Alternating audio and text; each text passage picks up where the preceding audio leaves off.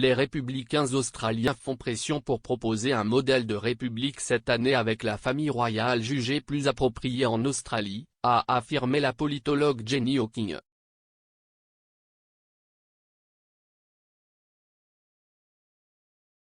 Aujourd'hui, les Australiens célèbrent la journée de l'Australie pour marquer le débarquement de la première flotte à Sydney Cove et la levée ultérieure du drapeau de l'Union par l'officier de marine britannique Arthur Phillip. La flotte de 11 navires a établi une colonie pénitentiaire à Port Jackson il y a 234 ans et a marqué la proclamation de la souveraineté britannique sur la côte est de l'Australie. En 1901, les 6 colonies britanniques de la région, Nouvelle-Galles du Sud, Victoria, Queensland, Australie méridionale, Australie occidentale et Tasmanie, se sont unies pour former le Commonwealth des Australie, dans un processus connu sous le nom de fédération.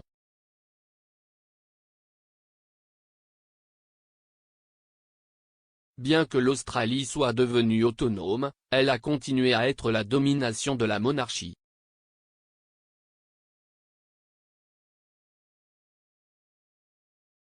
Ces dernières années, cependant, de nombreux Australiens ont appelé à ce que le pays devienne une république.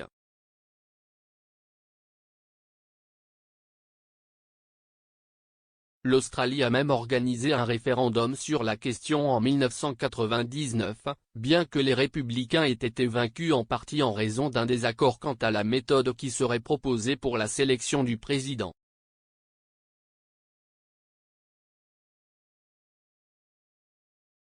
Pourtant, le professeur Hawking, qui était auparavant membre du comité national du mouvement républicain australien, a déclaré à express.co.uk que l'organisation proposerait un modèle de république cette année.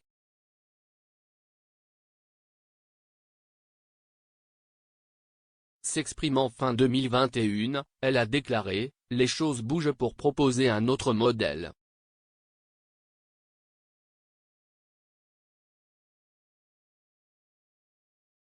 Ils ont travaillé très dur là-dessus l'année dernière et cela sera lancé l'année prochaine, donc l'espoir est que ce sera une décision d'un parti politique de faire passer cela au Parlement, ou de le présenter au Parlement comme un éventuel référendum.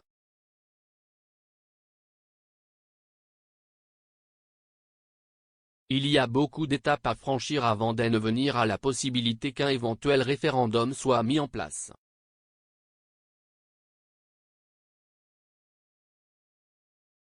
Cela nécessite un référendum pour que nous demandions à tous les Australiens de soutenir une évolution vers une république.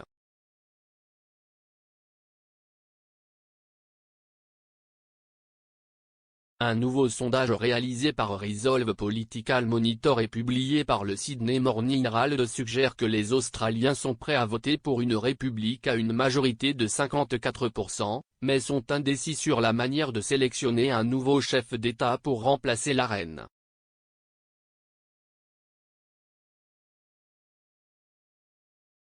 Le soutien républicain est fort dans les plus grands États du pays, avec 56% de ceux de la Nouvelle-Galles du Sud soutenant l'idée, 54% à Victoria et 52% dans le Queensland.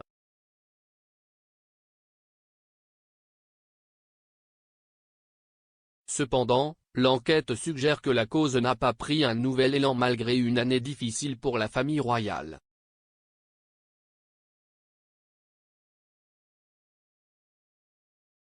Cependant, le professeur Hawking a affirmé qu'il était inévitable que l'Australie rompe un jour ses liens avec le cabinet, car elle estimait qu'une monarchie constitutionnelle n'était plus appropriée à l'ère moderne.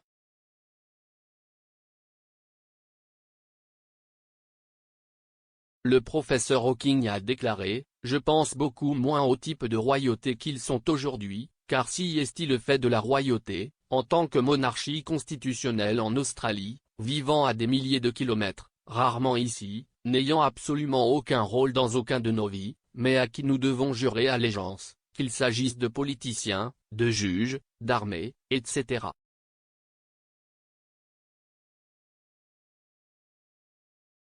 Ce n'est tout simplement plus approprié.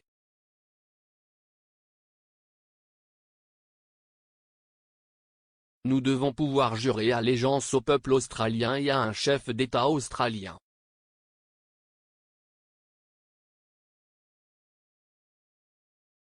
Elle a ajouté, CIST une forme résiduelle de gouvernance aristocratique que vous avez vue dans des pays du monde entier et certainement les monarchies européennes se terminaient au siècle dernier, s'éloignant d'une notion obscure de titre hérité.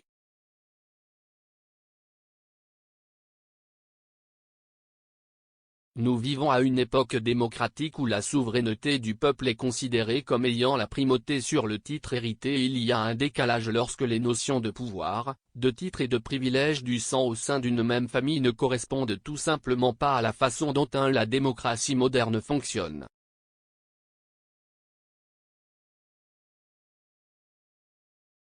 La fonction de la monarchie n'a vraiment aucune incidence sur la vie des Australiens.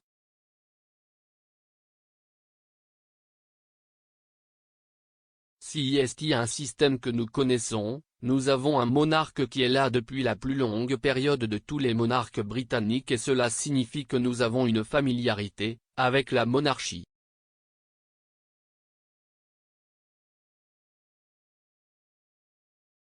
Mais nous n'avons pas besoin.